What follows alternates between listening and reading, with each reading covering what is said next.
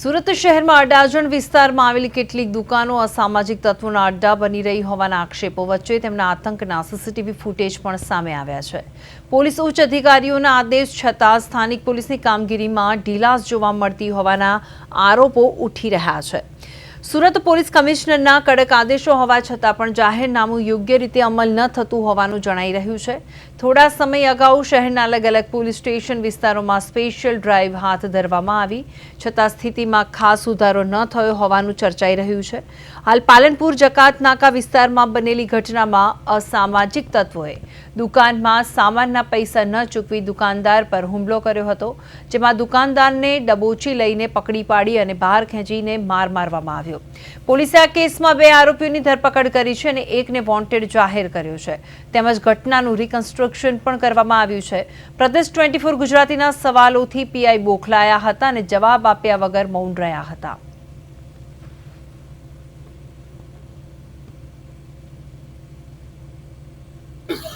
સુરત શહેરમાં વારંવાર જે રીતે અસામાજિક તત્વો છે તે બેફામ થયા છે, ત્યારે જે રીતે જોઈ શકીએ છીએ કે આ પાલનપુર વિસ્તારમાં પણ જે રીતે પોલીસ છે તે જાહેરનામાનું જે પાલન નથી કરાવી રહી અને તેને જ કારણે આવા ગંભીર પ્રકારની ઘટનાઓ છે તે સામે બની રહી છે। ત્યારે અસામાજિક તત્વોનો સુરત પોલીસનો કોઈ ખોફ ન હોય તેવા દ્રશ્યો જે પ્રકારે જોઈ શકીએ છીએ કે આ મુજબના અસામાજિક તત્વોનો આતંક છે તે સામે આવતો હોય છે।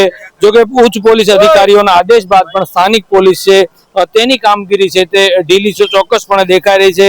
ત્યારે આ રીતે જાહેરનામું માત્ર હવે કાગળ ઉપર હોય તેવું સ્પષ્ટપણે લાગી રહ્યું છે। ત્યારે પાલનપુર જકાતનાકા વિસ્તારમાં દુકાન પર જે રીતે પાનના ગલ્લે અસામાજિક તત્વો એ આવી અને જે રીતે મારામારી કરી, એટલે કે દુકાનદાર ઉપર આવેલા જે રીતે અસામાજિક તત્વોએ જે હુમલો કર્યો હતો અને તેને અત્યારે 2 આરોપીની ધરપકડ કરી છે। પરંતુ મહત્વનું છે કે જે રીતે બિંદાસપણે જે રીતે ગુનાને અંજામ આપ્યો અને જે રીતે દુકાનદાર એટલે કે વેપારીને મારામારીની ઘટના છે તેને અંજામ આપ્યો હતો, ત્યારે આ રીતે 2 આરોપીને અત્યારે ધરપકડ કરી અને લાવવામાં આવી રહ્યો છે। એટલે ઘટનાનું રિકન્સ્ટ્રક્શન કરવામાં આવી રહ્યું છે, પરંતુ જે રીતની આખી ઘટનાને ખાસ કરીને અસામાજિક તત્વો છે તે બેફામ બન્યા છે। ત્યારે પોલીસે હાલ તો આ 2ને ધરપકડ કરી અને એકને વોન્ટેડ જાહેર કર્યો છે, પરંતુ જે પ્રકારે સ્થાનિક પોલીસની જે કામગીરી ઉપર ચોક્કસ પ્રશ્નાર્થ ઉભા થઈ રહે કે કારણ કે અગાઉ જે પ્રકારેના સીન સપાટા કરવામાં માહિર હોય છે, ત્યારે આ પ્રમાણે જોઈ શકીએ છીએ કે અત્યારે આરોપીને લાવી અને ઘટનાનું રિકન્સ્ટ્રક્શન છે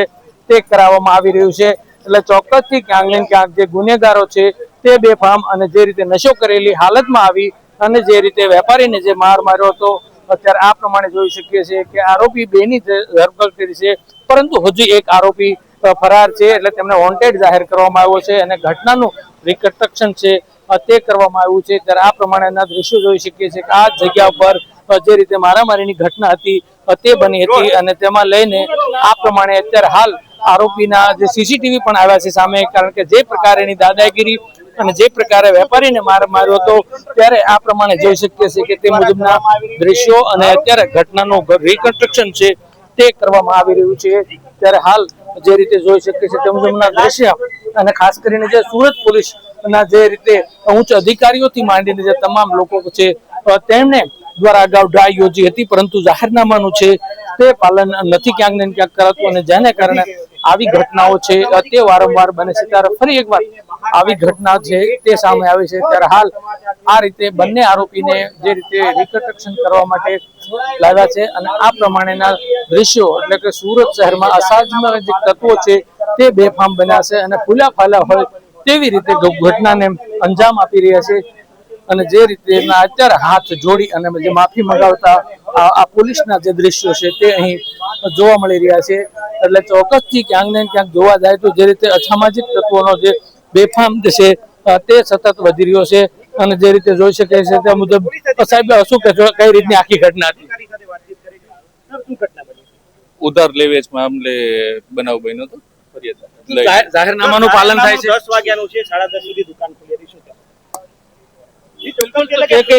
પોલીસ પણ ક્યાંક ને ક્યાંક પોતાનું મૌન છેવી રહી છે, એટલે ચોક્કસથી જે જાહેરનામાનું પાલન છે તે પાલન નથી થતું અને તેને કારણે આવી ઘટનાઓ છે તે વારંવાર બને છે। ત્યારે વધુ એક ઘટનામાં આ પ્રમાણે 2 આરોપીનું ઘટનાનું જે રિકન્સ્ટ્રક્શન કરવામાં આવી રહ્યું છે અને જે રીતે દ્રશ્યો જોઈ શકીએ છીએ આ પ્રમાણે હાલ બંને આરોપીની ધરપકડ કરી છે અને એકને વોન્ટેડ જાહેર કરી અને જે તપાસનો ધમધમાટ છે તે તેજ કર્યો છે. એટલે ચોક્કસથી ક્યાંક ને ક્યાંક જે અસામાજિક તત્વો છે તેનો ડર પોલીસમાં નથી રહ્યો અને જેને કારણે આવી ઘટનાઓ છે તે વારંવાર બન્યા કરે છે. ત્યારે ચોક્કસથી જોઈ શકીએ છીએ કે હાલ બંને આરોપીને લઈ જઈ રહ્યા છે અને જે પ્રમાણે ઘટનાનું રિકન્સ્ટ્રક્શન છે તે કરવામાં આવ્યું છે. પરંતુ મહત્વની વાત છે કે સ્થાનિક પોલીસનો કોઈ ડર કે ખોફ ન હોય તેવી રીતે દુકાનદાર એટલે કે વેપારીને માર મારી અને તેમના સીસીટીવી પણ સામે આવ્યા છે.